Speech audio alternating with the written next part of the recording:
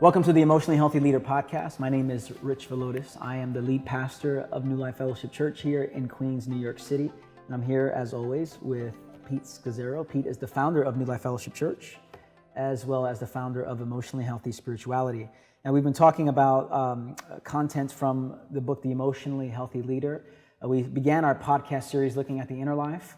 Last time we started talking about the outer life as it pertains to planning and decision making. We're going to continue this theme about the outer life now, Pete, as we talk about culture and team building. And really the premise of this chapter is that to create an emotionally healthy culture and to build a healthy team is the primary task of every leader. And how do we do that well? And so you have a story about a tiger that really gives a nice illustration to what we're going to talk about today. Why don't you share about that? Actually, this chapter on culture and team building begins with a story that comes from Edwin Friedman. He's one of the, he was a rabbi that kind of pioneered family systems thinking for synagogues and churches. Anyway, he tells a story, it's a fable, of a friendly forest where there's all these animals. They're all getting along just fine, but at some point, a tiger joins the community. And one of the sheep is like, this is not good, like tigers, like, you know. But they said, it'll be fine, we're a friendly forest. Make a long story short, the tiger keeps threatening and, you know, kind of behind bushes, would be growling, and the sheep would complain, and the leadership say, listen, please, this tiger. And they say, get over it, let's have a conversation, let's dialogue about it. Until it finally gets to the point where the sheep says, I have to leave the community, I can't stay here anymore. And blah, blah, blah, a little crisis. And at the end, one of the other animals says, you know, what do you do with the tiger? You cage the bloody tiger. In other words, leadership needed to take responsibility for the culture. And there are, at times, persons or situations that are toxic. They're just toxic. And if leadership doesn't contain it and take responsibility to create healthy culture and teams, that culture and team will be basically, I don't think the word destroyed, but power is given to someone who should not get it. And because I didn't like confrontation in the early years, it had to get really bad for me to confront it and deal with it. But I would let things go on for years because I didn't understand the importance of leadership in creating culture and healthy teams. And I love the story because I'm in churches all the time that like, hey, you're responsible for the culture. It's not, there is nobody else. I mean, you're the leader of that team. And I know it's hard, but if you don't do it, there are going to be consequences down the road. So this thing about building a culture, it's massive. I mean, if we don't address this, it's bad news here. So you talk about 4 characteristics for emotionally healthy culture and team building. And there's 4 of them, so let's just go one by one and unpack them a little bit for us. So the first one is that work performance and spiritual formation are inseparable. That is, in an emotionally healthy culture, work performance and personal spiritual formation are inseparable. Unpack that a little bit. So, in fact, let me just say this before we go into this specifically, because defining culture is quite difficult. It's kind of, to quote, the way we do things around here. And I've read a whole bunch of books on that could define culture. I talked to some global experts who work at businesses and culture and all that. So it's still difficult to define. But it's kind of like that ethos. There's a nice 3-4 paragraphs in there that are tight in the book that define it. But just think of culture as it's kind of like that air we breathe. It's like it's the way we do things. You can feel it when you're inside of an organization or a church or a family. So there's lots of things we can choose because everything, when we say, what do we isolate to create healthy culture and teams? I ended up with 4, but in a sense, everything creates culture. So you show up at 10 o'clock and you go home at 2 o'clock. It creates culture. So what you wear creates culture, what you don't wear. I mean, everything's creating culture. So I'm always, I think as leadership, not that we're under a yoke, but we're very aware that we're shaping and leading by the way that we live our lives. You know, we give who we possess. So anyway, I ended up on 4 things that I thought at New Life Fellowship, as I pondered us, that I think make our culture here, you know, we're not perfect, but has some element of health to it and some healthy teams as well. So anyway, the first is work performance and personal spiritual formation being inseparable. You know, it's that we're concerned not just with a person being able to do a job. Okay, you're videoing, you're you're a pastor on our staff, are you getting it done? You're meeting your objectives and your goals. That we're also concerned about their relationship with Christ. How are you doing? How are your rhythms with Christ? We're not assuming anything. Right. And so we're actually keeping the two closely knit together. We know that you give out of who you are, not just what you do. And we cannot give what we don't possess. So therefore, the commitment that we have, I think, at New Life is we invest in people's spiritual development. I think has been very, it makes it a joy for people to be on staff. And maybe you could talk about what are some things that you do and we do as a staff now to cultivate people's formation within their jobs. Yeah, I can think of 4 things we do that I think has contributed to a healthy culture where New Life is not just they don't just see me as a cog in the machine, as a means to an end, that we're deeply concerned about their personal formation. I think, first of all, every staff member gets a development budget. So first of all, you have X amount of money every year to think through your own personal development. And in conjunction with your supervisor, you're thinking, this is my plan for the year of how I'm going to grow as a follower of Christ and in my role as well. Sabbath, as just we want to protect the time and limits of every staff person. And so it is agreed upon that if this is your Sabbath, it would have to be such an emergency, so drastic that we would contact you on the Sabbath there. And so we want to protect every staff member's 24-hour period of Sabbath where this is your time to stop, rest, delight, and contemplate. The third Wednesday of every month, our staff takes a day alone with God. And I've heard many different pastors and friends hear about this, that you pay your people to pray, essentially. Yes. And it's just like, yes, we pay our people to have a life with God. Yes. And it almost sounds like counterintuitive. No, we pay them to do a job, but it flows out of who they are.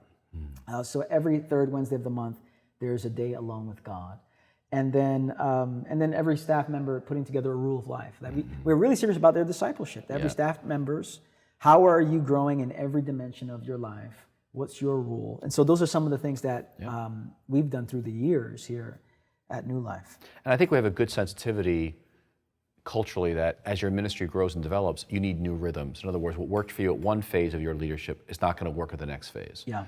And so even for yourself right now, as lead pastor, as the church continues to grow, you need to adjust your rhythm so that you're getting what you need for your formation and investing in it, because there's so many demands coming at you right now. You could easily compromise on it. Case in point, I typically take the third Wednesday of each month and do a day alone with God. And I realized that with everything coming at me, I needed a couple of days every other month or so. Yeah. And so I've scheduled a rhythm where I go away to a retreat every other month to spend a day and a half, 2 days in silence and in solitude to think through all of the issues that are before me. But it adjusts with different responsibilities and different levels of demands. And just, Jerry and I, we're in, like, we have a development budget here at New Life, and so we are investing in ourselves in the fall. We're going to a 5-day conference on sexuality.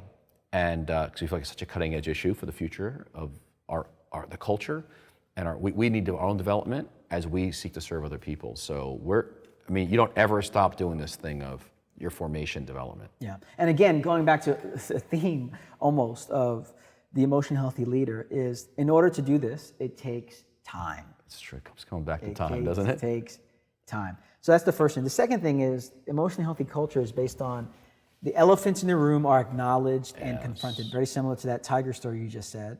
It is. Elephants in the room are acknowledged and confronted. Yeah, so what that looks like is things happen. And rather than see them as interruptions, you realize these are opportunities for discipleship. So one of the videos on our website, Emotionally Healthy Leader, is on the skill Climb the Ladder of Integrity. And so, for example, one of our staff, Phil, was very poor at conflict. And he was always happy and nice guy and all that. But the elephant in the room was, we have a guy who doesn't do conflict. And that's a real problem when you're in leadership.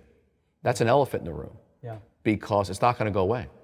So to have to unearth that and unpack it from his family of origin, his culture, It was a large task, and it took months and months to actually get him to actually do it for the first time. Again, with someone older than himself, which culturally was, a rule that you don't break.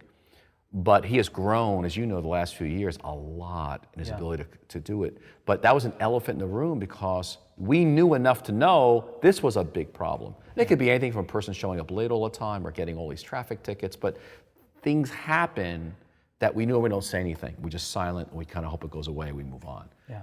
In an emotionally healthy culture, in a loving, kind way, we talk about it. We pull the person aside. We're asking to serve them, not to come at them, but we're not afraid of where it might lead. Because sometimes these things do lead to tough places. And I know a number of situations where folks don't want to ask about people's singleness or marriages or sexuality because they don't want to know where it could possibly go, or possibly addictive behavior. And if we don't know, then it's like it's going to go away. Right. But in a healthy culture and team, you actually you ask and you go after it.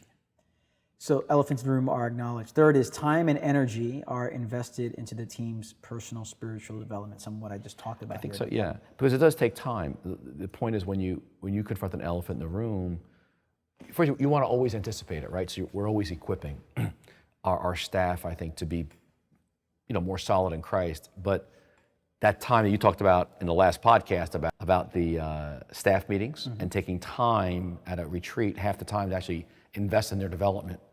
But books, you're getting books to people, your resources, the articles, but I think there's a real culture here that I think we've modeled, and I think our people are doing it with their people on their teams. That's a really healthy culture of, if you're serving in leadership at any level here, we hope you're growing. We want to be feeding you extra. We can't pay you because lots of volunteers are getting paid, but the remuneration is growth in Christ, investment. Yeah. And then last here, we have that in an emotionally healthy culture, an emotionally healthy team building, the quality of people's marriages and singleness is foundational. Now, in typical culture, work culture, you work for IBM, you work for Apple, I highly doubt that they're saying, by the way, how's it going with your marriage? There's no time for that. You got to get the job done. But in an emotionally healthy culture, why are we asking the question about the quality of someone's marriage or singleness? It's interesting you say that because I think you're right. You have secular culture, which could care. You can be having affairs, it's fine. I think Christian culture is, standard Christian culture is, we may ask, just tell us everything's okay. That you're not having an affair, or if you're single, you're not, or you're not in pornography, or if you're single, you're not sleeping around. We have a basic low standard that we trust people are maintaining. But our question about, we say in a healthy, emotionally healthy culture and team, that we're asking about marriage and singleness, we have a theology that comes out of the Inner Life, which is an earlier chapter in the book, that we lead out of the integrity of our marriages and singleness. We have a theology of it, that you can't give what you don't possess. It's a vocation to be married. It's a vocation to be single. And that is the essence of your person. And to think that we can compartmentalize that from your leadership is foolishness. And that to have a transformed church requires transformed marriages and singles. So I think for us at New Life, it comes out of a theology. And we are concerned about spouses. We want to know to the spouse, how are you? We find out a lot when you just ask a spouse of a staff person, how are you? Or of a key volunteer or board member. But we don't let that lie unaddressed when issues come up, because we want people to have great marriages and great singleness, have a life outside of leadership. That's culture. We don't want you working 80 hours a week here. It's not healthy for you. It's not healthy for our church. So I think that people have wanted to come on staff here for that alone, because they know they'll be cared for as people, I think as singles or marrieds. And I think you've carried that on for sure. Peter Roden, you can talk about Peter Roden, one of our staff, who runs all your pastoral staff. Peter is a bulldog. Peter, he's been on staff for about 20 years himself in different roles. And now he oversees our pastoral community and community life as a whole. But Peter is, he's going to get into the lives of our leaders and ask them how you're doing. And he's deeply concerned about whether your marriage, your singleness is going well or not. Because ultimately, not just theologically, then very practically, the issues at home, at one way or another, are going to influence Yes. what's happening at work. Yes. And so then it becomes an elephant in the room that we have to address. And we help marriages. We help marriages and singles strengthen themselves. I mean, I think we invest in that for people because we're that committed to it, whether getting them into groups or therapy or counseling, but it's a very big commitment, I think, for us here as a church. Yeah.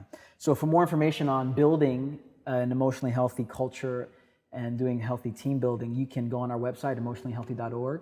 You can also go on that website or on Amazon to check out The Emotionally Healthy Leader as well. So, Pete, until next time. Thank you. See you. Take care.